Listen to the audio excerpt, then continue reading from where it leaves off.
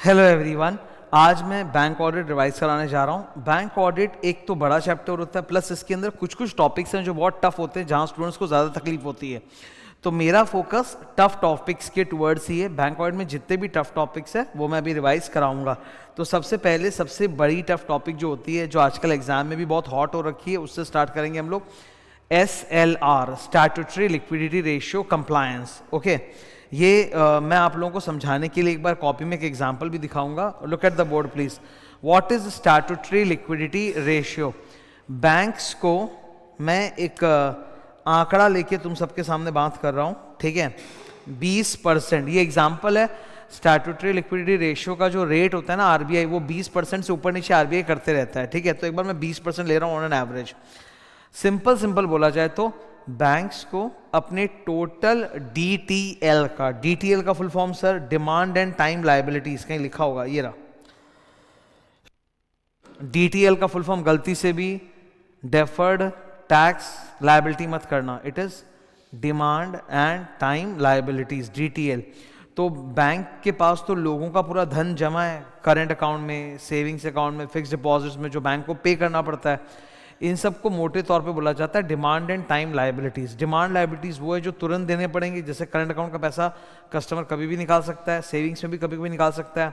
और time liability मतलब जो अभी तुरंत लायबिलिटी नहीं है, पर जिसकी एक मैच्योरिटी अवधि है, उसके बाद देना पड़ेगा, जैसे फिक्स डिपॉजिट, रेकरिंग डिपॉजिट। तो ये तो एक सिंपल एग्जाम्पल्स हो गए, इसमें बहुत कुछ होता है। तो बैंक की जितनी भी डिमांड एंड टाइम लायबिलिटीज है, अब से शॉर्ट में बोलेंगे DTL, इसका 20% बैंक को लिक्विड फॉर्म में रखना पड़ेगा अपने पास, ताकि जब जब ये लायबिलिटी अराइज हो बैंक उसको पे कर पाए।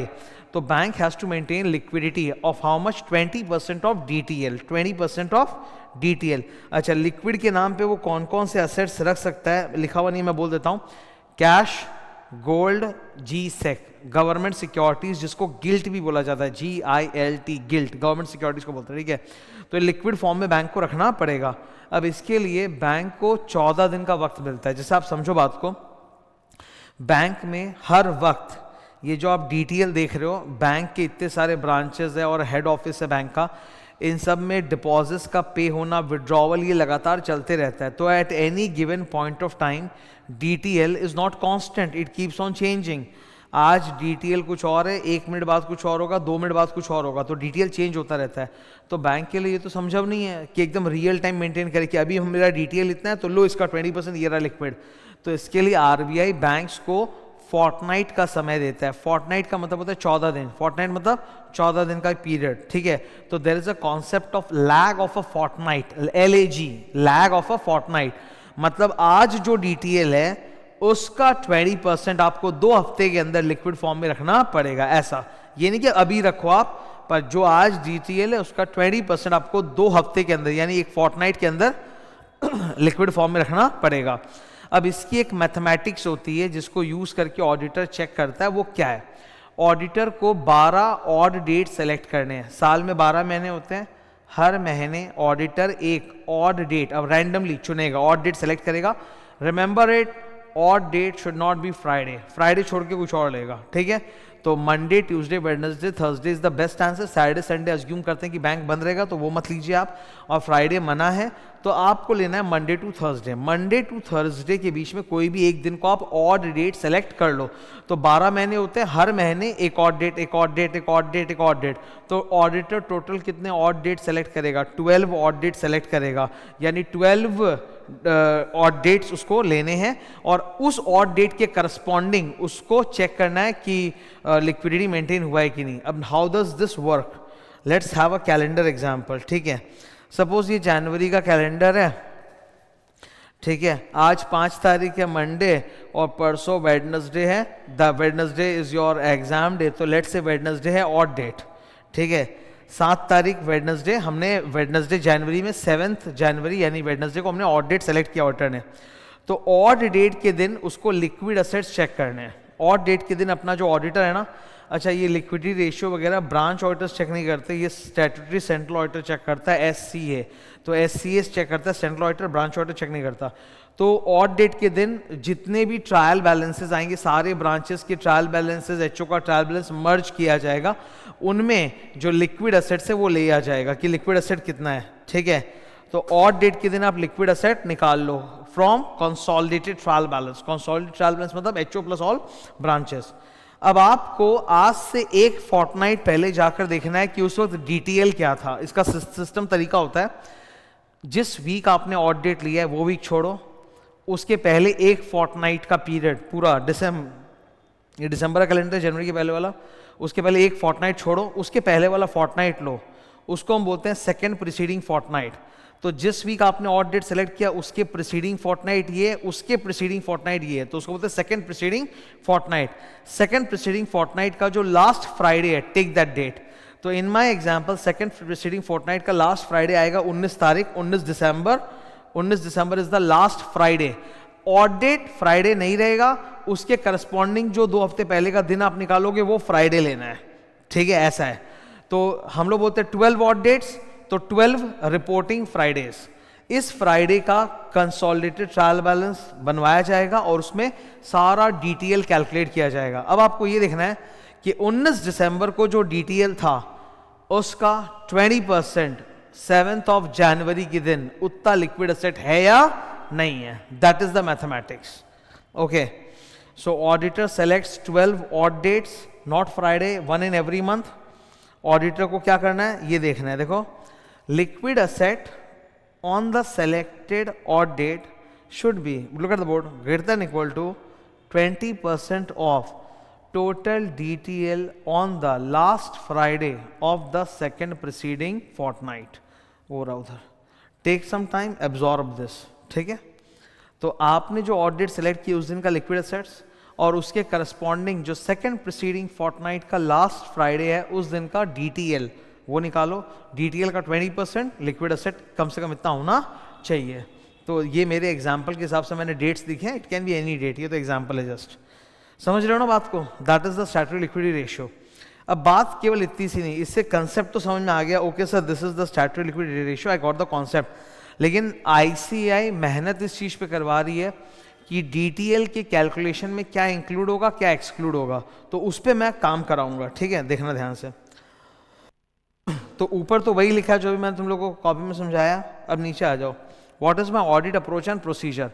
मेन है, आपको ये याद रखना पड़ेगा, मैं याद करवा दूंगा, डोंट वरी, याद करना पड़ेगा कि डीटीएल के कैलकुलेशन में, डीटीएल में क्या क्या माइनस करना है, एक्सक्लूड। तो इन्होंने बोला डीटीएल के कैलकुलेशन में आपको ये सब एक्सक्लूड करना है, ए से लेकर एन तक। ए से लेकर एन 14 पॉइंट्स होते हैं। तो आपको डीटीएल का फिगर जो दिया हुआ रहेगा उसमें अगर बोला हुआ है, मान लो उन्होंने क्वेश्चन में डीटीएल का एक फिगर दे दिया और बोला कि देखिए उसमें ये सब शामिल है, तो ये तो आपको शामिल नहीं करना है, ये तो आपको एक्सक्लूड करना है। तो आप डीटीएल के फिगर में ये सारे आइटम्स जो भी दिए हुए रहेंगे minus minus minus minus minus minus minus minus minus करोगे, ठीक है, एक्सक्लूड। 14 items exclude. और सर 4 आइटम्स ऐसे हैं जो ग्रीन डब्बा दिख रहा है, 4 आइटम्स हैं वो आपको इंक्लूड करने हैं। अगर डीटीएल का जो फिगर दिया हुआ है क्वेश्चन में उसमें अगर ये 4 आइटम्स ऑलरेडी इंक्लूडेड है तो कुछ मत करो, अगर इंक्लूडेड नहीं है तो ऐड करो, ठीक है, then you add, otherwise you don't add, double add मत कर देना। अगर आप, वो लोग क्या बोलते हैं ना, क्वेश्चन जो आया हुआ एग्जाम में एमसीक्यू का वो ऐसा था कि उन्होंने बोला कि बैंक वालों ने अपनी तरफ से डीटीएल का एक अमाउंट निकाल रखा है, सो मच सीआर, इतना करोड़ रुपया, उसमें ये सब आइटम्स इंक्लूडेड है। अब कुछ आइटम्स ब्लू डब्बे के थे इन 14 में से और कुछ ग्रीन डब्बे के थे, तो ग्रीन डब्बे के आइटम अगर इंक्लूडेड हैं तो अच्छी बात है, फिर आपको एक्स्ट्रा प्लस नहीं करना है, ना माइनस करना प्लस। अगर इंक्लूडेड है तो कुछ मत करो, और ये सब अगर इंक्लूडेड है तो गलत है, इनको माइनस करो एक एक करके। तो ऐसे करके सॉल्व करके सही डीटीएल का आंसर निकल के आएगा। इस टाइप के क्वेश्चन अभी हॉट हो रखे हैं। तो यहाँ पर स्टूडेंट्स के लिए एक चैलेंज हो जाता है कि सर हम ये 14 आइटम्स जो एक्सक्लूड करने हैं और 4 आइटम जो इंक्लूड करने हैं, how do we remember it और learn it for a decent amount of time, कि भाई अगर आज आप पढ़ा दो तो मेरे को कम से कम एग्जाम तक तो याद रहे, हफ्ते भर तो याद रहे। हाँ मैं बता रहा हूँ तरीका, ठीक है। सबसे पहले इंक्लूड पढ़ लो तो उससे एक्सक्लूड इजी लगेगा। आपको ये याद रहेगा कि हाँ भाई 4 आइटम जो इंक्लूड करने हैं वो यही वाले हैं, पक्का दिख जाएंगे आपको क्वेश्चन में। तो पहले इसको याद कर लेते हैं। मैंने ना एक निमोनिक बनाया है, mnemonic will help you. 4 item जो इंक्लूड करने हैं वो है बीना, बी से ब्रांच एडजस्ट, बी से ब्रांच एडजस्टमेंट अकाउंट का क्रेडिट बैलेंस, आई से interest accrued on deposits whether और not accounted in the books, ना से नॉस्ट्रो अकाउंट, ये दोनों पॉइंट नॉस्ट्रो अकाउंट के हैं, ठीक है, समझा दूंगा, डोंट वरी, ओके। सबसे पहले बीना का बी करते हैं। What is this branch adjustment account और उसका क्रेडिट बैलेंस क्या होता है? इसके लिए एक दूसरे टॉपिक में जा रहा हूं रिवीजन के अंदर ही। ये देखो सर, ये है डिमांड ड्राफ्ट, ठीक है, ये मैं पढ़ा रहा हूं डिमांड ड्राफ्ट, ठीक है। एक एग्जांपल लेता हूं, उससे समझ में आएगा तुम लोगों को। मैं suppose I am a customer in या I am a chartered accountant, ठीक है। मुझे I have to pay 1 lakh rupees to ICAI। तो नेट बैंकिंग वगैरह तो कर ही सकते हैं, बट मुझे डिमांड ड्राफ्ट का कॉन्सेप्ट समझाना, इससे एक्सप्लेन कर रहा हूँ। तो मैं बैंक में जाऊंगा और बैंक को बोलूँगा कि मुझे 1 लाख रुपए का डिमांड ड्राफ्ट बनवाना है। अब मान लो कि मेरा बैंक जो है वो कोलकाता ब्रांच में है, ठीक है, एनी बैंक कोलकाता ब्रांच। तो मैं कोलकाता ब्रांच में गया, बैंक का नाम है HDFC। तो मैं HDFC बैंक के कोलकाता ब्रांच में गया, बोला जी मुझे 1 लाख का डिमांड ड्राफ्ट बनवाना है।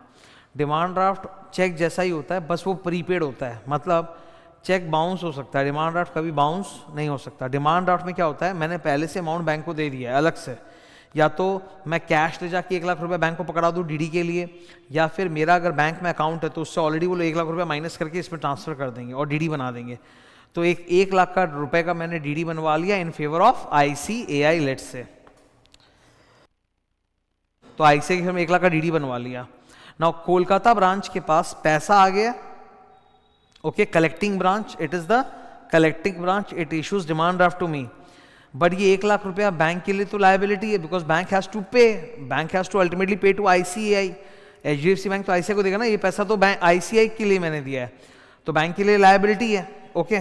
बिल पे, बैंक वाले इसको डिमांड ड्राफ्ट को बिल्स पेएबल बोलते हैं, हम लोग बोलते हैं डिमांड ड्राफ्ट, बैंक वाले इसको बोलते हैं bills payable. In fact cheque is also bill of exchange, demand draft is a bill of exchange, that is why for bank it's a liability, they call it bills payable in its books. अब Kolkata branch अच्छी तरह जानता है कि ये जो demand draft है ये पेएबल एट न्यू दिल्ली है, लिखवाया हुआ ICAI, payable eight secretary ICAI, payable eight new Delhi. तो सपोज ये DD में ICAI को दूंगा, ICAI अपना जो भी बैंक होता होगा, लेट्स से ICAI का बैंक है एक्सिस बैंक, उसमें वो लोग जमा करेंगे, और एक्सिस बैंक जो है वो HDFC न्यू दिल्ली ब्रांच से पैसा मांगेगा, ठीक है। तो HDFC बैंक के 2 ब्रांच इन्वॉल्व हो गए, कोलकाता ब्रांच जिसने पैसा कलेक्ट किया और DD इशू किया, दिल्ली ब्रांच जो उस DD का पेमेंट करेगा, पैसा पेमेंट करेगा, तो दिल्ली ब्रांच को बोलते हैं पेइंग ब्रांच, वो DD का भुगतान करेगा। अब इसमें सर सिस्टम क्या होता है आप समझो, कोलकाता ब्रांच जब पैसा कलेक्ट करके DD इशू करता है, इसको मालूम है कि it will be paid by Delhi branch, तो कोलकाता ब्रांच अपने बुक्स में दिल्ली ब्रांच को क्रेडिट कर देता है, ठीक है।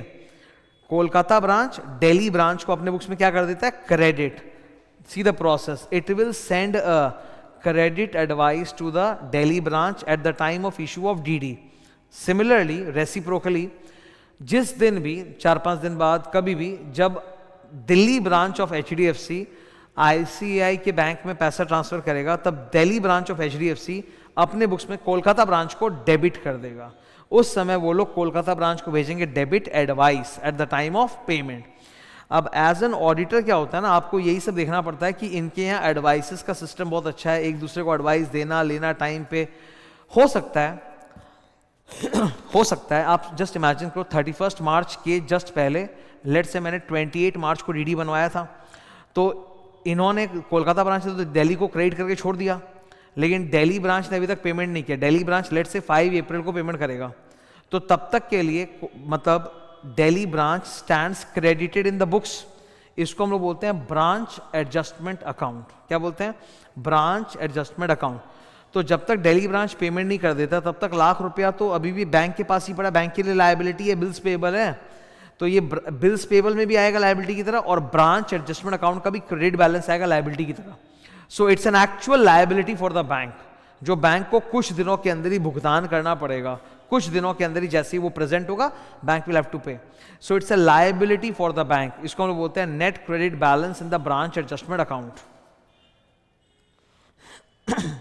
अब ये पहला पॉइंट पढ़ो, क्या लिखा sir, net credit balance in the branch adjustment account, मतलब अनपेड डिमांड ड्राफ्ट। पढ़ो, demand draft outstanding as on the जो भी डेट है, जैसे रिपोर्टिंग फ्राइडे। यहां तो हम लोग डिटेल कैलकुलेशन कर रहे हैं ना, एक्चुअली क्या होता है, जब भी मैं इन सब तरह के रिविजन्स मैराथन्स अलग से बहुत कराता हूँ तो गले पर खांसी वगैरह का प्रेशर आ ही जाता है, ठीक है, और थोड़ा वो इमोशनल इशू भी रहता है। I am very comfortable in classroom when I am teaching a normal class, तब जल्दी से मुझे खांसी वगैरह कुछ नहीं होती, एकदम नॉर्मल सब कुछ चलता है। But when I am teaching these things no, I don't know, some kind of emotional nervousness is there, तो that results in little bit of coughing. तो मैं कोशिश करता हूँ कि वो कॉफिंग की आवाज़ माइक में नहीं जाए, वरना आपको घर में दिक्कत होगी, ठीक है। तो बता दिया, एक्सप्लेन कर दिया। कुछ स्टूडेंट्स होते हैं वो उनको ये तकलीफ होती है सर बहुत डिस्टर्ब हो रहा है, पर वो natural, I can't stop it. और कुछ स्टूडेंट्स एडवाइस भी देते हैं कि सर अपनी सेहत का ख्याल रखो, गले का ख्याल रखो। मैं बहुत ख्याल रखता हूँ, पर ये इमोशनल टाइप का इशू है, थोड़ा नर्वसनेस की वजह से हो जाता है मुझसे। ओके कहीं भी मैं रैंडम अगर कहीं स्पीच देने जाऊँगा तो मतलब हो जाता है, थोड़ा सा नॉर्मल है मेरे लिए, पर क्लासरूम में I am very comfortable. Okay let's start. तो डिमांड ड्राफ्ट जितने भी बैंक के ऐसे ओपन पड़े हैं ऑन द फ्राइडेज, हम लोग तो ऑड डेट सेलेक्ट करते हैं, ऑड डेट के करस्पॉन्डिंग हम 2 वीक पहले का फ्राइडे निकालते हैं ना, तो उस फ्राइडे का डिटेल ले रहे हैं ना, तो डिटेल का कैलकुलेशन तो फ्राइडे को हो रहा है, तो वो उस फ्राइडे को जितने भी आउटस्टैंडिंग डिमांड ड्राफ्ट्स हैं वो बैंक के लिए तो लायबिलिटी है, तो वो इंक्लूड होना चाहिए, तो यानी वो इंक्लूड होगा। अगर ऑलरेडी DTL के फिगर में इंक्लूडेड है तो मत करो, नहीं है तो प्लस कर दो, ऐड कर दो, ठीक है। ये तब B ब्रांच एडजस्टमेंट अकाउंट का क्रेडिट बैलेंस। I ये सबसे इजी पॉइंट है, बैंक ने जनता से इतना सारा डिपॉजिट ले रखा है, उसके ऊपर हर सेकेंड कुछ ना कुछ इंटरेस्ट अक्रू हो रहा है, that is a liability for the bank. All interest accrued on deposits whether accounted in the books और not accounted in the books, उससे फर्क नहीं पड़ता, तो वो लेना है हम लोग को। रेड कलर पढ़ो और फिर वो हाईलाइटर को पढ़ लो, ठीक है। अब ना पे आते हैं, 2 पॉइंट्स है जो ना के हैं नॉस्ट्रो अकाउंट के, मैं एकदम सिंपल कर समझा दूंगा। नॉस्ट्रो अकाउंट कोई हाईवे चीज नहीं है। नॉस्ट्रो अकाउंट बेसिकली क्या होता है सर, जैसे आप सोचो state bank of India SBI के हज़ारों ब्रांचेस हैं इंडिया में भी और कुछ ब्रांचेस बाहर भी हैं। कितने सारे ऐसे हमारे इंपोर्टर्स होंगे, एक्सपोर्टर्स होंगे जिनको डॉलर का या तो रिसिट करना है या पेमेंट करना है, तो इसको फास्ट करने के लिए एक टेक्निक होता है। जैसे मान लो आप इंडिया के इंपोर्टर हो, ध्यान से सुनना, हाँ क्या है ना, थोड़ा बहुत आप ये सब कंसेप्ट समझ जाओगे ना तो आपके लिए याद करना बहुत ईजी हो जाएगा। जैसे आप ना ये हो, क्या नाम है आप, मैंने क्या बोला, इंडिया के इंपोर्टर हो।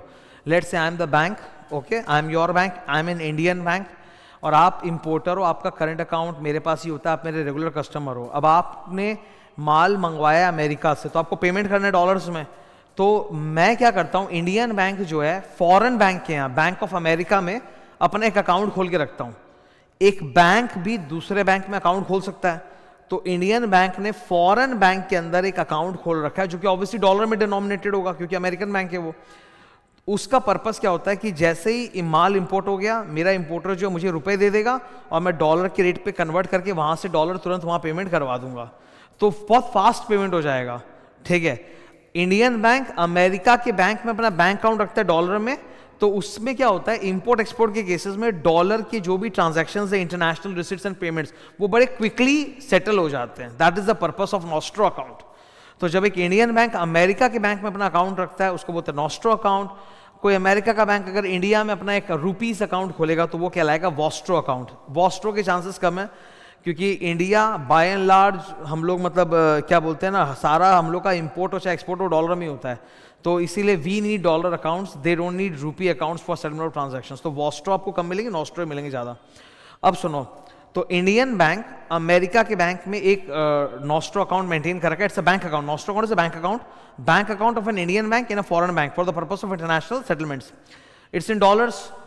उस नॉस्ट्रो अकाउंट का exact mirror image Indian bank अपने बुक्स में मेंटेन करता है, उसको बोलते हैं नॉस्ट्रो मिरर अकाउंट। फर्क क्या है, नॉस्ट्रो अकाउंट डॉलर में होता है तो उसका अमेरिकन बैंक से जो स्टेटमेंट्स आएंगे सब डॉलर्स में रहेंगे, और इंडियन बैंक जो अकाउंट मेंटेन करेगा नॉस्ट्रो मिरर अकाउंट, वो रुपीस में रहेगा, वो रुपीस में ट्रांसलेट करके डाला हुआ रहेगा। तो for every nostro account it has in a foreign bank, it will keep a nostro mirror account. Now nostro account एक बैंक अकाउंट है, नॉस्ट्रो मिरर अकाउंट एक लेजर अकाउंट है। तो nostro mirror account is a ledger account maintain by the Indian bank denominated in Indian rupee for the purpose of books of accounts, ठीक है। अब आप सोचो जरा, अगर नॉस्ट्रो अकाउंट का बैलेंस नेगेटिव हो जाए, मतलब ये तो लोन हो गया, नॉस्ट्रो अकाउंट का बैलेंस अगर नेगेटिव हो गया, एडवर्स हो गया, तो इसका मतलब क्या है सर, कि बेसिकली इंडियन बैंक ने फॉरेन बैंक से लोन ले लिया, तो बोरोविंग्स है, तो वो तो लायबिलिटी है, तो वो तो इंक्लूड होना चाहिए, वही लिखा है। 3 नंबर पढ़ो, borrowings from abroad by bank, Indian bank ने विदेश से बोरोविंग्स किया है। एग्जाम्पल ये देखो जहां मेरा हाथ है, एडवर्स बैलेंस इन नॉस्ट्रो मिरर अकाउंट, दिख रहा है अपने को, वो एक लायबिलिटी है। नॉस्ट्रो मिरर, ठीक है ना। चौथा भी सर वही है, reconciliation of nostro account with nostro mirror account. अक्सर ऐसा हो सकता है कि हमारे बैंक को हमारा कोई इंडिया वाला कस्टमर है जिसने अमेरिका में माल एक्सपोर्ट किया था, तो वो जो भी फॉरेन बायर है उसने पेमेंट डॉलर्स में वहाँ पे कर दिया है, तो इंडियन बैंक का जो नॉस्ट्रो अकाउंट है उसमें वो डॉलर्स आ चुका है, पर वो डॉलर्स बैंक का है कि कस्टमर का है, इट्स अ लायबिलिटी, कस्टमर को देना है ना वो, तो वो पड़ा हुआ है वहाँ पे बैलेंस, तो हो सकता है वो रिकंसाइल्ड नहीं हो। तो रिकॉन्सिलिएशन में ये सब आइटम्स आ जाते हैं कि कस्टमर की तरफ से पैसा दिया हुआ है, गया हुआ है, आया हुआ है, तो उसका अभी तक सेटलमेंट नहीं हुआ है।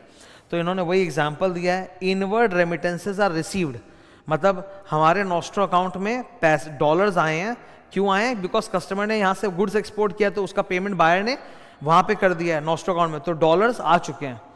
Any inward remittance are received on behalf of the bank's customers and have remained unaccounted, तो it's a liability for the bank, तो वो इंक्लूड होना चाहिए, ठीक है। तो आई होप तुम लोग को सारा ये जो मैंने भी चारों पॉइंट के कॉन्सेप्ट बताया, कॉन्सेप्ट समझ में आ रहा है। कॉन्सेप्ट समझने से एक शांति हो जाती है। अब शॉर्ट फॉर्म फटाफट याद करो, what are the 4 items that have to be included in DTL. बीना ब्रांच, सबसे पहले बीना बी ब्रांच एडजस्टमेंट अकाउंट का credit balance, I interest accrued on deposits whether और not accounted in the books, an nostro account का adverse balance, and nostro account और nostro mirror account के reconciliation का कोई आइटम, ठीक है। ये हो गया इंक्लूड। इससे एक बार क्या होता है कि 14 आइटम्स याद करने मुश्किल है, 4 आइटम याद करने आसान है। मैं 14 भी कराऊंगा पर 4 आसान है।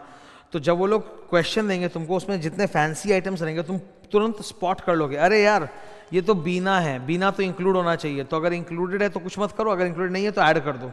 बाकी जो फैंसी आइटम्स है उनका चांस रहेगा कि वो एक्सक्लूजन में फॉल करेंगे।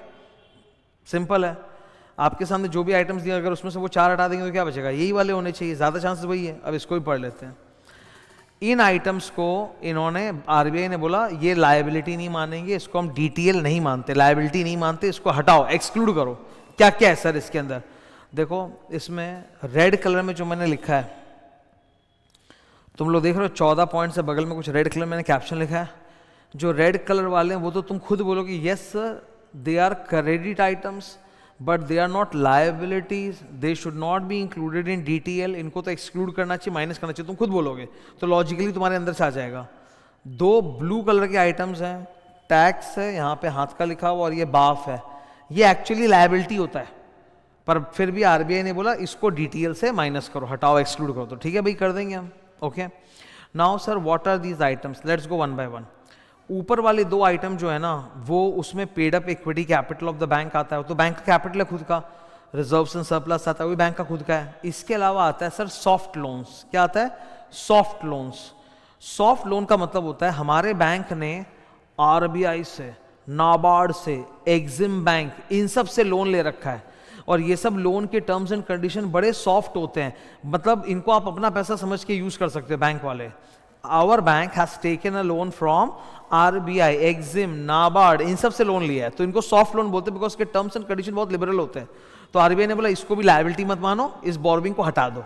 ठीक है जी हटा देंगे हम। पढ़ो,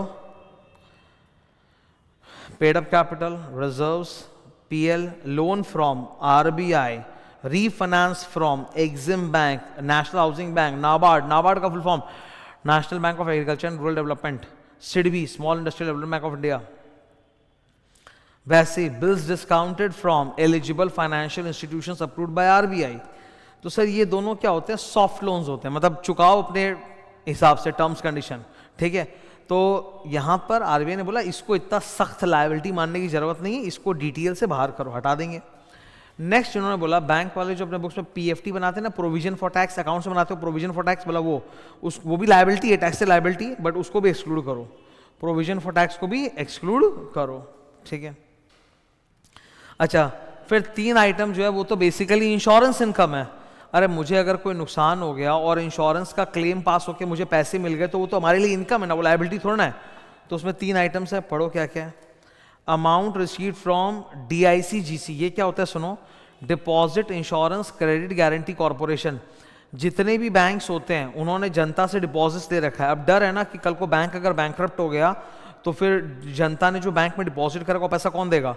तो इसके लिए नियम होता है कि बैंक्स के पास जितने भी डिपॉजिट्स होते हैं उनको उन सारे डिपॉजिट्स का DICGC, जो कि एक सरकारी संगठन है, deposit insurance and credit guarantee corporation, उससे इंश्योरेंस देना पड़ता है कि कल को अगर बैंक ही बैंकरप्ट हो गया तो डिपॉजिटर्स को कम से कम 5-5 लाख रुपए तक का कवरेज मिल जाएगा। ये होता है DICGC। तो वहां से अगर कोई पैसा आ रहा है तो वो तो इनकम है, क्लेम पास हो गया। वैसे ही एक ECGC होता है, एक्सपोर्ट क्रेडिट गारंटी कॉर्पोरेशन, ये एक्सपोर्टर्स के केस में भी आता है, बैंक वाले इसमें भी होते हैं। तो अमाउंट रिसीव्ड फ्रॉम ECGC, हमारा कोई एक्सपोर्टर है, उसने माल एक्सपोर्ट किया था, पेमेंट नहीं आया, तो ECGC कराया हुआ था इंश्योरेंस, तो उससे पैसा आ गया। ठीक है, next number F, amount from, ये तो एकदम इजी है कि कोर्ट में कोई केस चल रहा है इंश्योरेंस कंपनी के साथ, क्लेम पास हो गया। Amount from insurance companies for ad hoc settlement, तो इनकम है ये सब, insurance income. Next 3 item GHI, ये भी इनकम है।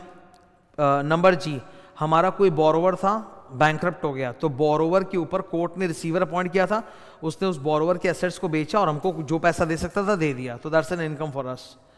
नंबर H, अनरियलाइज्ड इनकम और loss net from derivative transactions in the trading portfolio, again ये इनकम है।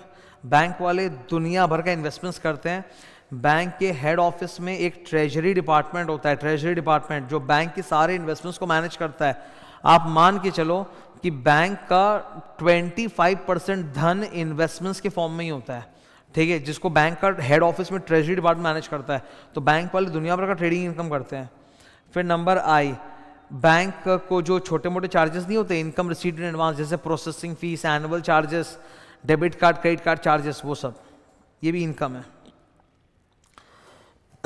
फिर लायबिलिटी है BAF, बैंकर्स एक्सेप्टेंस फैसिलिटी। ये क्या होता है, BAF क्या होता है बेसिकली कि जैसे आप सपोज मान लो एक कस्टमर हो बैंक के, आपने बिल्स ऑफ एक्सचेंज किसी को दिया है, मतलब उधार माल वाल पेमेंट अभी तक किया नहीं, बिल्स ऑफ एक्सचेंज दिया है, तो बिल ऑफ एक्सचेंज में आपको मालूम है एक्सेप्टेंस चाहिए। अगर उसके ऊपर बैंक वाला एक्सेप्टेंस दे दे तो it's like a bank guarantee over secured, तो उसको बोलते हैं बैंकर्स एक्सेप्टेंस। तो it's actually A contingent liability sort of, and RBI has told minus करो यहां से, इसको डिटेल में लिखने की जरूरत नहीं है, हटाओ यहां से। BAF,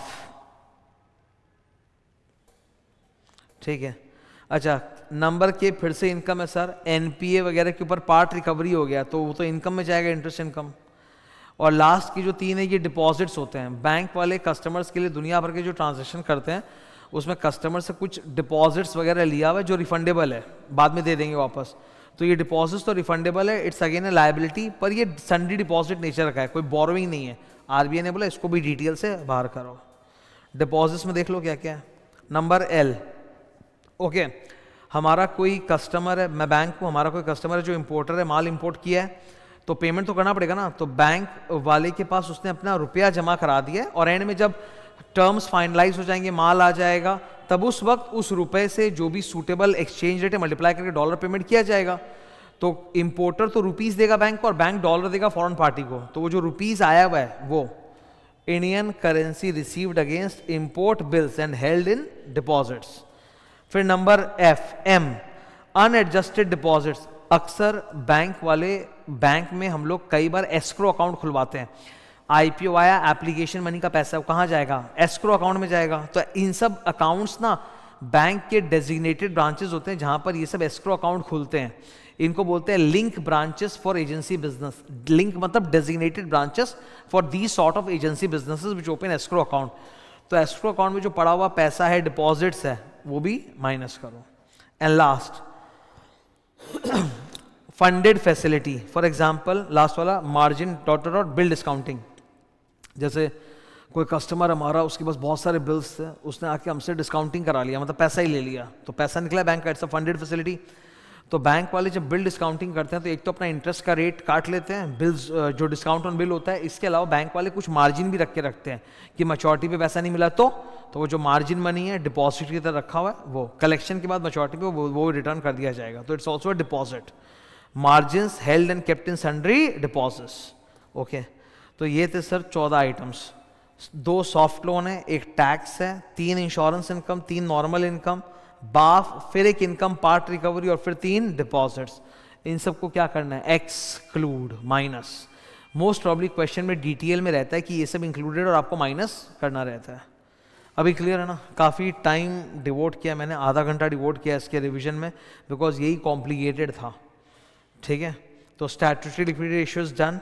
नेक्स्ट टॉपिक में मूव करता हूँ मैं, इन्वेस्टमेंट्स। लो अभी मैं बात ही कर रहा था ना तुम्हारे साथ, बैंक के पास जनता का इतना सारा डिपॉजिट पड़ा हुआ है, लेट्स से 1 लाख करोड़, तो सारा का सारा तो बैंक एडवांस में चढ़ा नहीं सकती, बिकॉज बोरोवर भी तो अच्छे मिलने चाहिए तभी तो बैंक एडवांस देगा।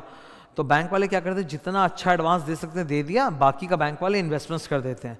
All the investments of the bank are maintained by the treasury department at the head office of the bank, and treasury की ऑडिट स्टैट्यूटरी सेंट्रल ऑडिटर करता है, जो सेंट्रल ऑडिटर, ब्रांच ऑडिटर लोग नहीं करते हैं। Now treasury department में जो होता है उसमें 3 ऑफिसेज होते हैं, front office, middle office, back office. ये देखो इधर, ये देखो हेडिंग क्या लिखा है, investments, segregation of duty, treasury operations.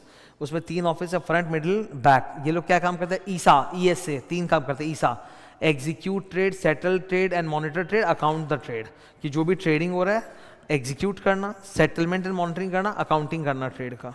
Okay, अब इनको CA से, जो बैंक का सेंट्रल ऑडिटर होता है, उससे सर्टिफिकेट चाहिए। बैंक इन्वेस्टमेंट्स 3 कैटेगरी के करता है, इनके इन्वेस्टमेंट्स 3 कैटेगरी में डिवाइडेड रहेंगे, उनका पैसा भी सेपरेट रहेगा, उनकी अकाउंटिंग भी सेपरेट रहेगी। पहला, बैंक का अपना पैसा, own investment account. Number 2, PMS clients, वो बड़े बड़े लोग जो बैंक से अपना पोर्टफोलियो मैनेजमेंट सर्विस का काम लेते हैं। जैसे कोई बहुत पैसे वाला व्यक्ति है, हाई नेटवर्थ इंडिविजुअल है, उसने 5,000 करोड़ रुपए बैंक को दे रखे हैं, बोला मेरे लिए पोर्टफोलियो में इन्वेस्ट करो, तो बैंक वाला उनको PMS सर्विसेज दे रहा है, पोर्टफोलियो मैनेजमेंट सर्विस, तो वो उनका पैसा अकाउंट्स पूरा अलग होगा। एंड इसके behalf, on behalf of other customers, constituents like brokers, ये भी करता है बैंक। तो बोलता है सबका आप अलग अलग रखोगे, सबकी अलग अलग अकाउंटिंग होगी, सबका पैसा सेपरेट रहेगा, और इसको हाफ ईयरली रिव्यू करेगा CA, half yearly, 30 September, 31 March. As per RBI guidelines, bank must get their investments under PMS category separately audited by external auditors. Half yearly review कब होगा? 30 सितंबर, 31 मार्च। एक क्वेश्चन भी था इसके ऊपर, जहां बैंक मिक्स कर रखा है, अलग अलग नहीं करता, तो वहां वायलेशन हुआ है। अब अराउंड 1 पेज एडवांसेस का डिस्कशन है। एडवांसेस के ऊपर जो NPA, स्पेशल मेंशन अकाउंट, ये सब होता है, ये इंटर में आता है, पर ये लोग फाइनल में भी पूछ लेते हैं। और ये टॉपिक्स तो मैं जो दिखा रहा हूँ ये फाइनल की किताब में बकायदा वो लोग पूछते हैं, तो एक बार इसको भी डिस्कस कर लेते हैं। एडवांसेस, सबसे पहले ड्राइंग पावर कैलकुलेशन। ये किस चीज़ के लिए होता है? Cash credit facility. जब एक कॉरपोरेट बोरोवर अपने स्टॉक्स और डेटर्स को प्लेज करके बैंक से CC फैसिलिटी, एक अलग अकाउंट खुलवाता है, कैश क्रेडिट। CC अकाउंट आपके नॉर्मल बैंक अकाउंट से अलग होता है, इसमें एक बार में पैसा नहीं उठाते, इसमें क्या है, निकालो डालो निकालो डालो, तो it's like a running loan account. जब ज़रूरत है पैसा उठा लो कैश, फिर जमा कर दो, फिर उठा लो, फिर जमा कर दो, that's why the name cash, कभी क्रेडिट, वैसा।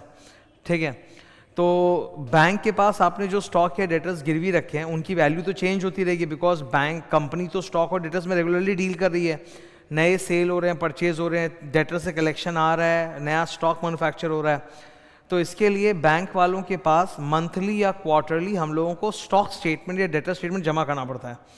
तो उसमें से बैंक वाले ड्राइंग पावर कैलकुलेट करते हैं, क्या क्या प्लस माइनस होता है वो एक बार देख लेना चाहिए।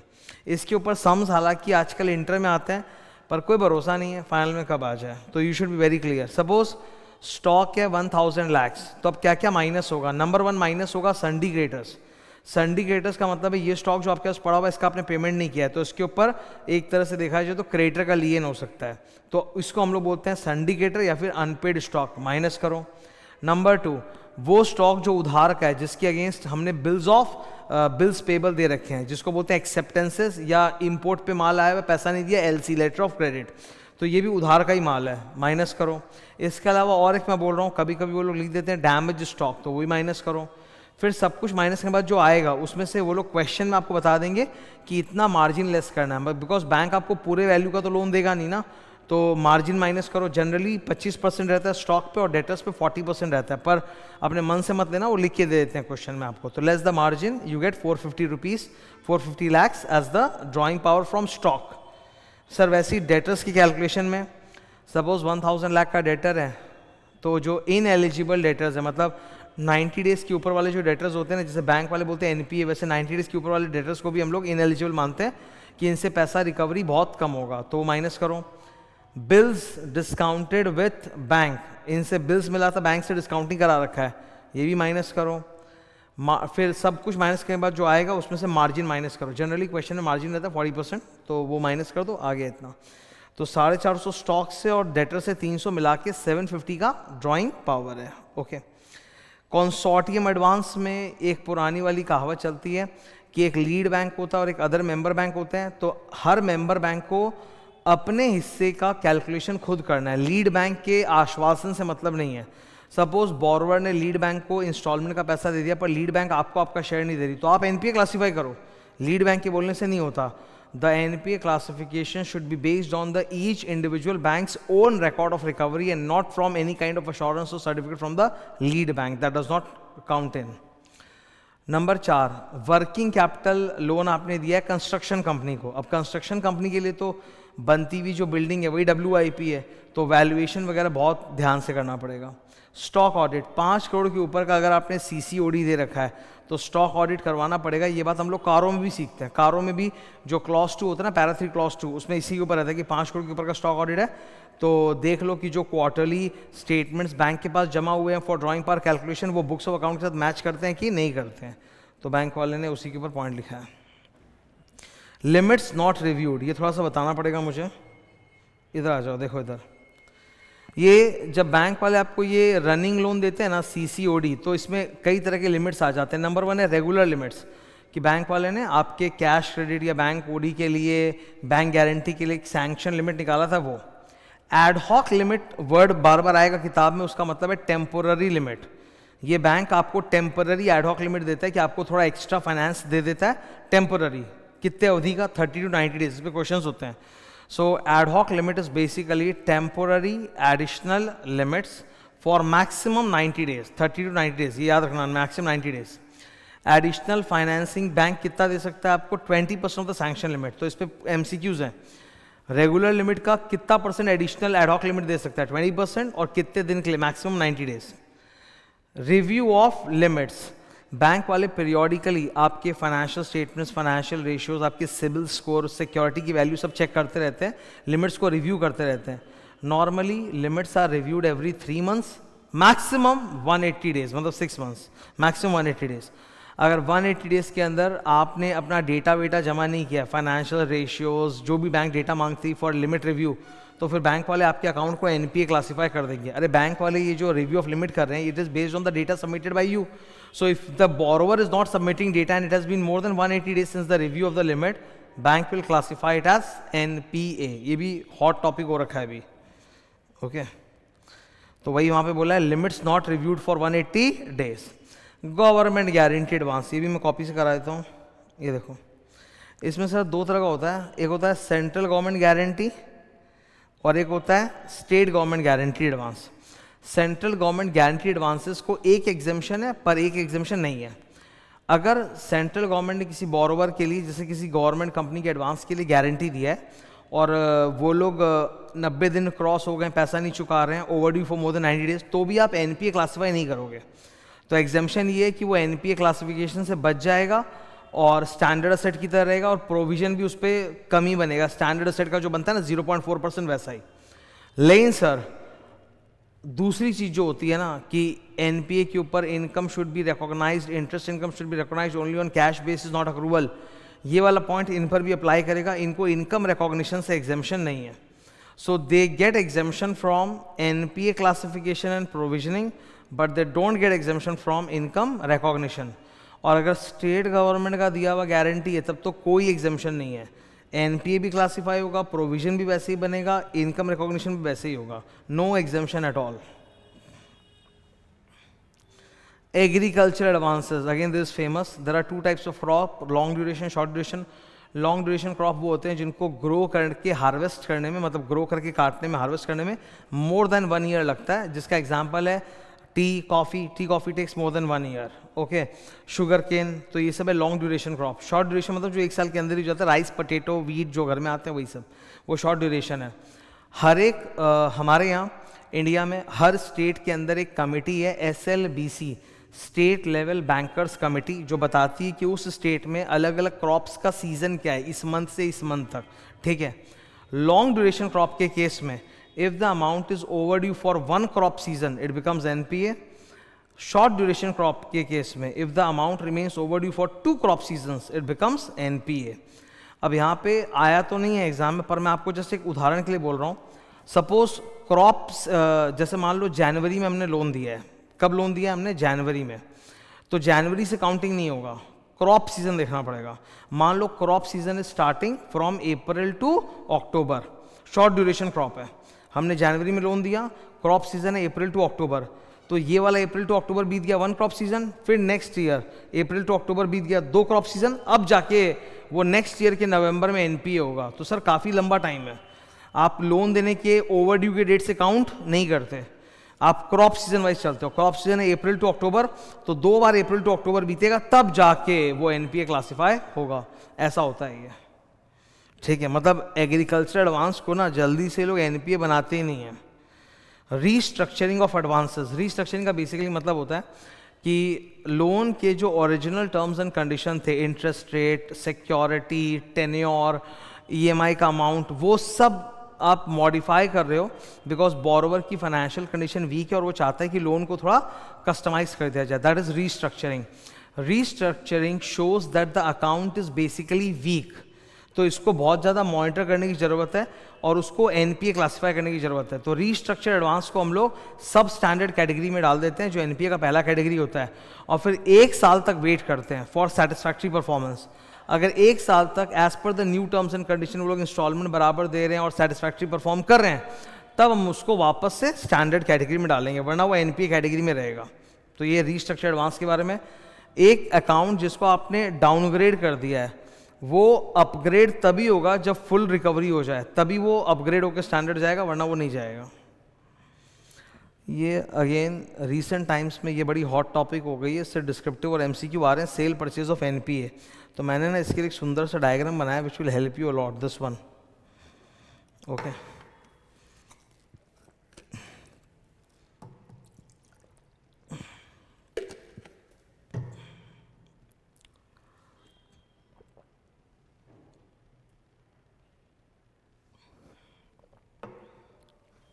एक बैंक है, वो अपने NPAs को बेचना चाहता है टू अनदर बैंक, तो there are some terms and condition. Bank अपने कौन से NPA को बेच सकता है? जो कम से कम 2 साल पुराना हो, मतलब जिसको NPA बने 2 साल हो चुका हो, NPA for more than equal to 2 years, उसी को बेच सकते हो। Bank will sell it to another bank without recourse. Without recourse का मतलब है अब ये वापस मैं कभी तुमसे नहीं लूँगा और इसमें अब जो भी प्रॉब्लम्स होगी वो तुम्हारी प्रॉब्लम है, तुम जानो, हमारा कुछ काम नहीं है। नेक्स्ट, जो भी पेमेंट होना है NPAs के लिए वो अपफ्रंट पूरा का पूरा मिल जाना चाहिए मनी फॉर्म में, कोई बिल्स नहीं, कोई लायबिलिटी नहीं, अपफ्रंट फुल कैश रिकवर होना चाहिए। ठीक है, तो बैंक 1 अपने बुक से NPA हटा देगा और बैंक 2 अपने बुक्स में NPA लेके आ जाएगा। इसमें एक खास टॉपिक बहुत हॉट है, एक तो ये 2 साल वाला पॉइंट, और एक है सपोज मान लो ये जो NPA है, इसका मैं एक एग्जांपल देके दिखाता हूँ तुमको। I have an example for this. Suppose bank 1 के बुक्स में उस NPA की ग्रॉस वैल्यू थी 80 करोड़ और उस पर अब तक प्रोविजन बना था 30 करोड़, तो नेट वैल्यू कितनी? 50 CR। अब बैंक ने इसको बेचा है सपोज 65 CR में। अगर 50 CR नेट बुक वैल्यू और आपने 40 बेचा होता तो 10 का लॉस होता, उसको बोलते हैं loss on sale of NPA, वो स्ट्रेट अवे PL में डेबिट होगा। लेकिन प्रॉफिट को लेके कहानी अलग है। अगर मान लो ये 50 CR का बुक वैल्यू और आपने बेचा है 65 CR में, तो आपका 15 CR का प्रॉफिट हुआ है। लॉजिक ये बोलता है कि 15 CR का जो प्रॉफिट है वो आप प्रोविजन के साथ एडजस्ट करो, बिकॉज आप तो उसको लॉस मान के इस पे 30 का प्रोविजन बना ही चुके थे, तो लकीली आपको 30 का नुकसान नहीं हुआ, खाली 15 का नुकसान हुआ, 15 तो प्रॉफिट आई गया। तो होना ही चाहिए कि 15 का एक्सेस प्रोविजन से सेट ऑफ कर दो, पर वो अलाउड नहीं है। Reversal of excessive provision is not allowed. Instead ये जो profit on sale of NPA 15 CR का, ये आप होल्ड पे रखो और भी तो एनपीएस बेचोगे, उन पे लॉस होगा, उससे एडजस्ट करने का काम आएगा। Retain it for adjustment set off against loss on sale of other NPAs. तो ये बहुत पूछते हैं वो लोग, ठीक है। कैपिटल एडिक्वेसी रेशियो, इसका formula tier 1 capital plus tier 2 capital divided by total risk weighted assets and off balance sheet items. Tier 1 capital is good quality capital, इसमें share capital and certain reserves आते हैं। Tier 2 capital is bad quality capital, इसमें भी certain reserves और subordinated date आता है। Now the good part is कि bank audit के अंदर, बैंक ऑडिट चैप्टर में CRAR का डिटेल कैलकुलेशन सिलेबस में नहीं है। मतलब टीयर 1 कैपिटल में क्या क्या आएगा, टीयर 2 में क्या आएगा, रिस्क वेटेड एसेट में क्या आएगा, क्या कैलकुलेशन है, वो डिटेल में नहीं है। बस इतना है कि 9% होना चाहिए। लेकिन इसका डिटेल कैलकुलेशन NBFC ऑडिट में आता है। NBFC ऑडिट में टीयर, वहाँ पे भी ये CRAR निकाला जाता है, कैपिटल रिस्क एडिक्वेसी रेशियो। वहाँ पर टीयर 1 कैपिटल का फुल ब्रेकअप आता है, टीयर 2 का फुल ब्रेकअप आता है, उस पर सम्स आता है। 2-4 बार सम्स आ गए एग्जाम में, बाप रे बाप खतरनाक टाइप्स के। तो बैंक ऑडिट पे तो नहीं आता, पर वहाँ आता है। एक बार केवल ICAI ने बैंक ऑडिट से कैपिटल एडिक्वेसी रेशियो पे एक MCQ बनाया था, और वो भी गलत सलत बना दिया था। उसका आंसर आ रहा था 900%, ठीक है। जिस दिन एग्जाम हुआ उस दिन मैंने डिस्कस भी किया, मैंने बोला यार ये गलत आंसर 900% आ रहा है, ये नहीं हो सकता आंसर। और बाद में ICAI का सजेस्ट आंसर भी आ गया, उन्होंने उसका बोल दिया इसमें कोई भी ऑप्शन सही नहीं है। मतलब जस्ट इमेजिन, ICAI के सजेस्ट आंसर में लिखा है कि इसका कोई भी ऑप्शन सही ऑप्शन नहीं है, मतलब आपको मार्क्स तो मिलेंगे ही। तो ये बात मैंने उसी दिन बोल दिया था एग्जाम के दिन कि भाई इसका आंसर गलत है। अब होता क्या है ना सर कि ICAI अगर क्वेश्चन सेट कर देता है तो कोई भी स्टूडेंट यही मानता है कि नहीं सर ऑप्शन में कुछ तो सही होगा, आपसे कुछ गलत हो रही हो, कोई सिली मिस्टेक हो रहा हो। और मुझे भी खुद डर लगता है कि हाँ यार ICAI है तो कुछ तो मेरे से ही शायद गलती हो रही है कि मेरा कैसे 900% आ रहा है। पर बहुत सोचने समझने कैलकुलेट के बाद मैंने देखा था कि आंसर गलत है, और फाइनली भगवान की कृपा से वही हुआ कि सजेस्ट आंसर में आ गया था कि ये गलत है, ठीक है।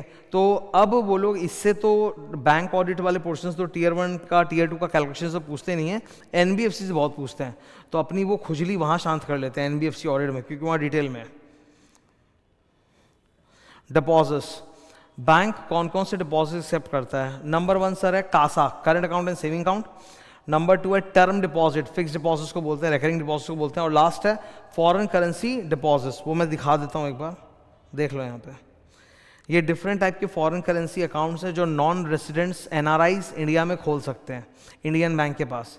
एक है FCNR, फिर 2 है NRE NRO। फ़र्क क्या बता देता हूँ। FCNR अकाउंट डॉलर अकाउंट होता है, ये फॉरेन करेंसी में मेंटेन्ड होता है, इसमें डॉलर रहेगा, रुपीज़ नहीं रहेगा। NRE NRO में FC वर्ड नहीं है, मतलब ये रुपीज़ अकाउंट होते हैं, इनमें जो भी आपका बैलेंस है वो रुपीज़ में रहेगा। तो FCNR is a dollar account, बाकी दोनों से रुपीज़ अकाउंट। FCNR सिर्फ FD के फॉर्म में होता है। NRE NRO can be in any form, fix deposit, recurring deposit, current account, saving account.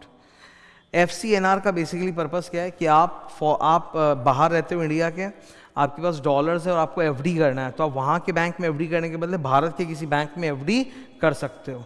और ये फुल्ली रीपैट्रिएबल है, इस पर इंटरेस्ट पर इनकम टैक्स भी नहीं लेंगे, ठीक है। तो आपको बहुत फ़ायदा है। आप बाहर अपना धन मत जोड़ो, हमारे बैंक में डॉलर रखा के जोड़ लो, तो इससे बैंक इंडिया में तो डॉलर बढ़ जाएगा ना, अच्छी बात है। NRO is a rupees account. NRE is for keeping your foreign earnings, NRO is for keeping your Indian earnings. मतलब NRI का इंडिया में इन्वेस्टमेंट्स प्रॉपर्टी जिससे इंडिया में इनकम आता है, तो उस पर कोई टैक्स एग्जम्पशन नहीं है, कोई इंटरेस्ट एग्जम्पशन नहीं है, रिपैट्रिएट भी नहीं कर सकते, तो ये NRO अकाउंट में पड़ा रहेगा, सबसे सिंपल। लेकिन अगर एक NRI विदेश में कमा रहा है डॉलर्स और वो रुपीज़ में रखना चाहता है, तो उसको अट्रैक्ट करने के लिए NRE अकाउंट है, टैक्स में भी एग्जम्पशन लेंगे, रिपैट्रिएबल भी है, मतलब जब चाहे अपना पैसा निकाल सकते हो, ठीक है। These are foreign currency accounts, okay ना। बाकी current account, saving account, FD वो सब तो सबको पता ही है, उसमें कुछ बताने की ज़रूरत नहीं है। हाँ, एक चीज़ मैं बोलना चाहता हूँ, इधर देखो ज़रा। नंबर 5, कस्टमर के करंट अकाउंट में अगर डेबिट बैलेंस आ गया तो उसको नेट ऑफ नहीं करेंगे, बल्कि उसको एडवांसेस की तरह, बैंक ओवरड्राफ्ट एडवांसेस की तरह शो किया जाएगा बैलेंस शीट में। और एक खास बात है, जो इन ऑपरेटिव कासा अकाउंट होता है, करंट अकाउंट, सेविंग अकाउंट, जो इन ऑपरेटिव वो रखे हैं for more than equal 2 years, देखो they are high fraud risk areas, उनको रिवाइव करना विदाउट प्रॉपर अथॉरिटी नहीं होना चाहिए। दे शुड बी रिवाइव्ड और closed only with proper authority, because हो सकता है इन ऑपरेटिव अकाउंट्स के थ्रू मनी लॉन्ड्रिंग हो रहा हो, ठीक है। ये एक जनरल पॉइंट है, इस पर एक इन्होंने केस स्टडी बनाया था कि ईयर एंड के पास बैंक वाले अपने बैलेंस शीट को इन्फ्लेट करने के लिए, एडवांसेस और डिपॉजिट्स को इन्फ्लेट करने के लिए अपने कस्टमर्स को बोले ओडी हमसे ओवरड्राफ्ट ले लो, पैसा उठा लो, तो एडवांसेस और वो पैसा एफडी कर दो, डिपॉजिट्स, तो डिपॉजिट एडवांस दोनों बढ़ जाएगा, फिर ईयर एंड के बाद ट्रांजेक्शन को रिवर्स कर दिया जाएगा। तो ऐसा करने से बैंक की बैलेंस शीट और मजबूत हो जाती है और बैंक की जो रेशियोज कैलकुलेट होते हैं 31 मार्च को और स्ट्रांग हो जाते हैं। तो ये एकदम मिसलीडिंग है, इट क्रिएट्स एमएमएस, तो ये अलाउड नहीं है। अगर आप ऑडिटर आपको ये सब दिख रहा है तो फ्लैग करें, ठीक है। ये बिल्स पेएबल है, जो मैंने वो कहानी बताई थी ना कि मैंने डीडी बनाया है 1 लाख रुपीज़ का to make payment to ICAI, तो डीडी को ये लोग बैंक वाले बोलते हैं बिल्स पेएबल। उसके लिए आपको ये चेक करना है कि जितने भी अनप्रिंटेड अनयूज डीडी फॉर्म्स है वो संभाल के रखे हुए हैं। हर एक इस सब पे ना कोड इस्तेमाल होता है, रिस्पॉन्सिबल ऑफिसर का एक कोड होता है, तो वो सब कोड चेक करो किसने इशू किया नहीं किया। डिमांड ड्राफ्ट जो भी बैंक मैनेजर साइन करा उसका सिग्नेचर स्पेसिमेन बुक से मैच कराया जाए। एक दूसरे के साथ एडवाइस शेयरिंग करना, जैसे कोलकाता ब्रांच दिल्ली ब्रांच को दे देगा credit advice, Delhi branch payment करने के बाद कोलकाता को दे देगा डेबिट एडवाइस। जो जब तक पेमेंट नहीं हो जाता तब तक वो अनरिकंसाइल्ड बैलेंस पड़ा रहता है open. Contingent liabilities, contingent liabilities are actually not a part of the books of accounts, क्योंकि जर्नल एंट्री तो पास नहीं होती, इट्स अ डिस्क्लोजर, ये नोट्स में जाता है।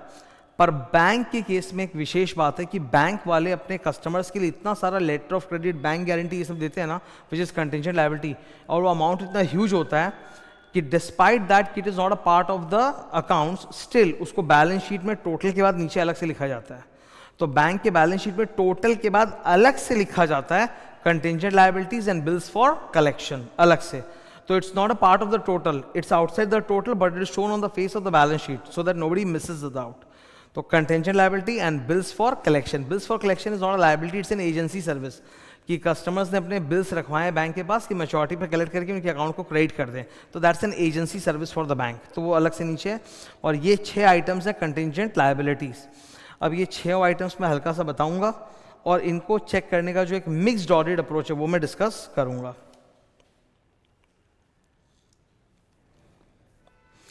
कंटिंजेंट लायबिलिटीज, फर्स्ट पॉइंट जो है ना वो एकदम नॉर्मल है, जो हर कंपनी में होता है कि कंपनी के खिलाफ कोई लीगल एक्शन हुआ है, वैसे बैंक के खिलाफ कोई लीगल केस हुआ है, पर बैंक को वो इतना ज़्यादा स्ट्रांग नहीं लग रहा कि बैंक उसमें हारेगा और बैंक ने प्रोविजन बनाया हो। तो it is claims against the bank not acknowledged as date. Not acknowledged as date का मतलब है कंपनी ने, उस बैंक ने उसके लिए प्रोविजंस नहीं बनाया। तो जब आपको लगता है कि लायबिलिटी में आप श्योर हो, present obligation which can be measured with reliable certainty, तब आप उसका प्रोविजन बनाते हो। पर अगर आपको लगता है पॉसिबल ऑब्लिगेशन है या फिर मेजर नहीं कर सकते सर्टेनिटी के साथ, तब आप उसको कंटिंजेंट लायबिलिटी की तरह डिस्क्लोज करते हो। तो ये वही बोल रहे हैं कि वो क्लेम्स अगेंस्ट द बैंक जिसको हम प्रोविजन नहीं बनाए हैं जिसके लिए, तो फिर वो कंटिंजेंट लायबिलिटी की तरह डिस्क्लोज किए। Number 2, liability for partly paid investment. Sir actually ये लायबिलिटी नहीं है, तो असेट है। अगर बैंक ने दूसरे कंपनियों के पार्टली पेड शेयर्स में इन्वेस्ट किया है तो जैसे ही कॉल मनी आएगा तो बैंक को देना पड़ेगा, पर बैंक की इन्वेस्टमेंट की वैल्यू भी तो बढ़ जाएगी। अब सोचो 8 रुपया पेड अप था, बैंक से 2 रुपया कॉल मनी मांगा जा रहा है, तो 2 रुपया देने का एंट्री क्या होगा, bank account debit to investment account debit to bank account, तो बैंक का तो वैल्यू भी तो बढ़ेगा असेट का। तो actually it's not a liability, it's an exposure to pay in future. Number 3, outstanding forward exchange contracts. Bank के पास सारे इंपोर्टर एक्सपोर्टर आके डॉलर का फॉरवर्ड एक्सचेंज कॉन्ट्रैक्ट कराते हैं, और नॉर्मली बैंक्स भी अपने आप को इंटरबैंक मार्केट में हेज करा लेते हैं, लेकिन अगर बैंक ने हेज नहीं कराया तो फिर एक एक्सपोजर खड़ा हो जाता है कंटिंजेंट लायबिलिटी की तरह। बीजी, बैंक गारंटी, एक्सेप्टेंसेस, वही बिल्स ऑफ एक्सचेंज पे एक्सेप्टेंसेस देना जो हम लोग बाफ के अंदर पढ़े थे ना, बैंकर्स एक्सेप्टेंस, तो acceptances, endorsements and other items. Contingent liabilities को लेकर आप बैंक से एक रिटन रिप्रेजेंटेशन तो लोगे ही अंडर 580, उसके अलावा आप ये सब चीज़ें भी करोगे, मतलब सारे कंटिंजेंट लायबिलिटी अकाउंटेड हैं, डिस्क्लोज्ड हैं, उनके लिए प्रॉपर सपोर्टिंग डॉक्यूमेंटेशन अवेलेबल है।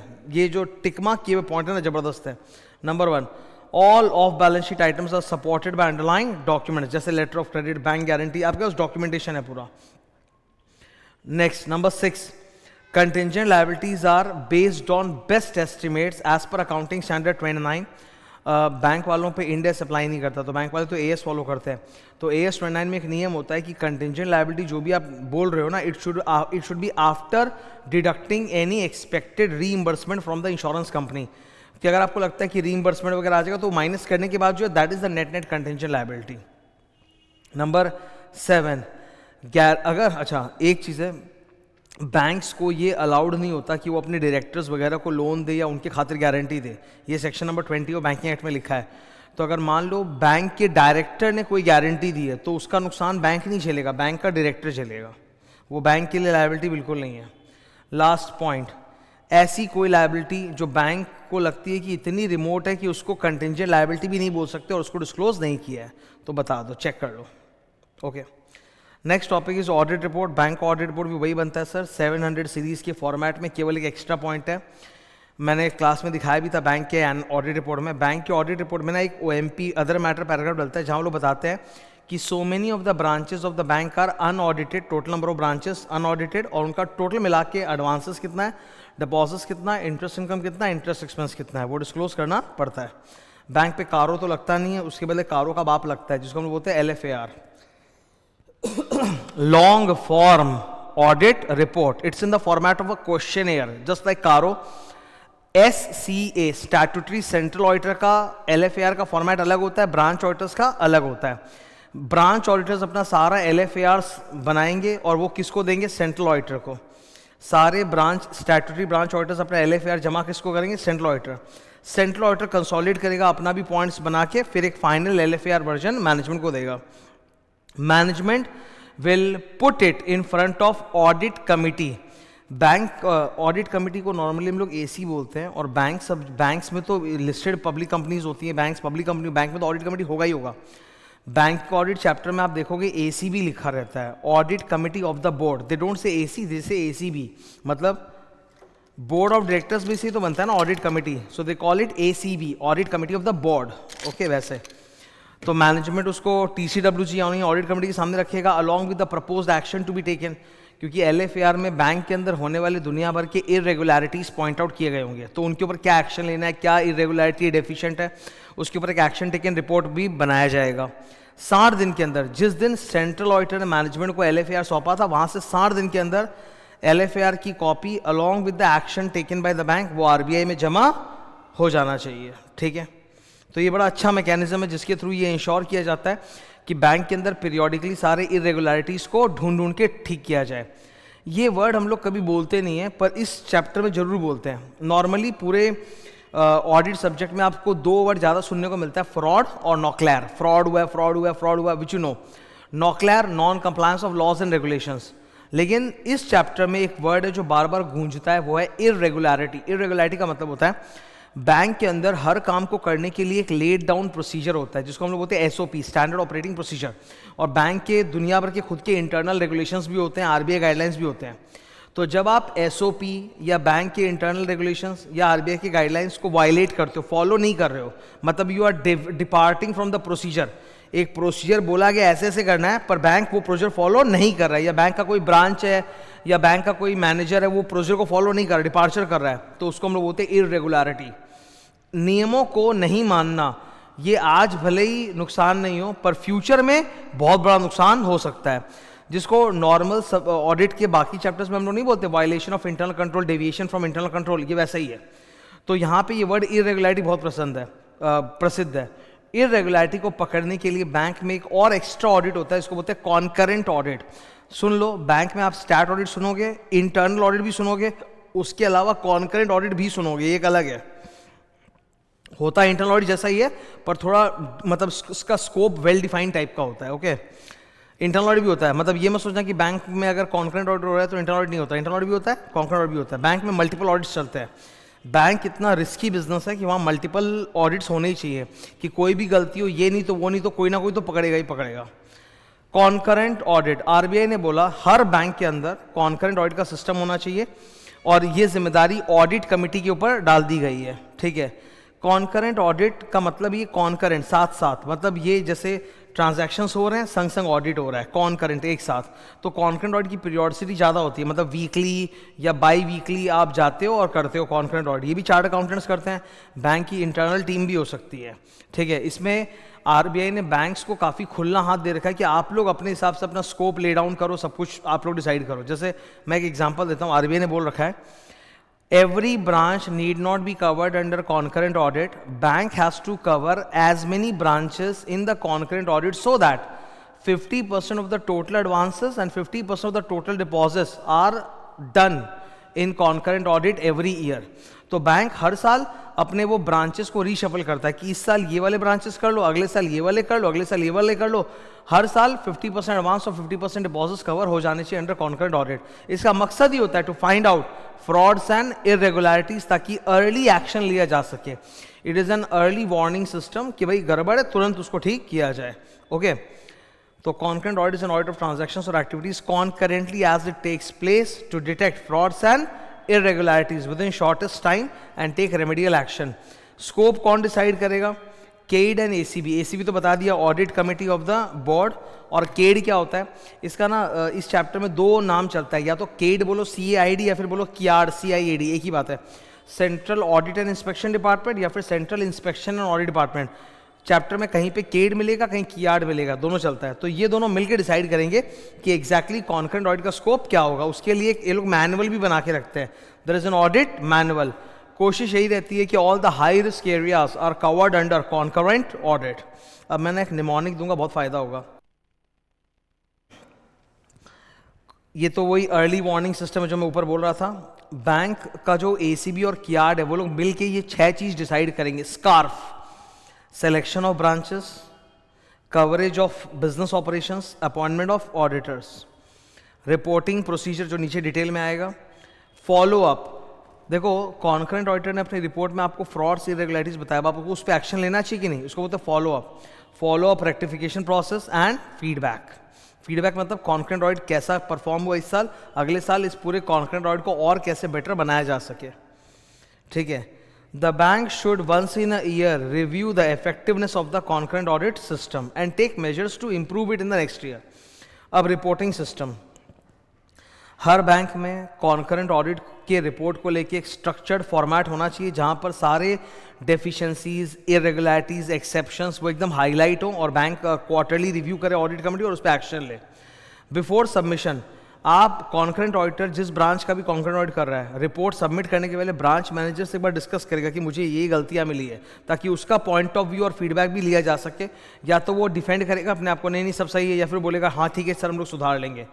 फीडबैक रहना जरूरी है ताकि ऑडिट कमेटी को पूरा कंप्लीट पिक्चर एक ही बार मिल जाए, वो बुला के बैंक मैनेजर को पूछना ना पड़े.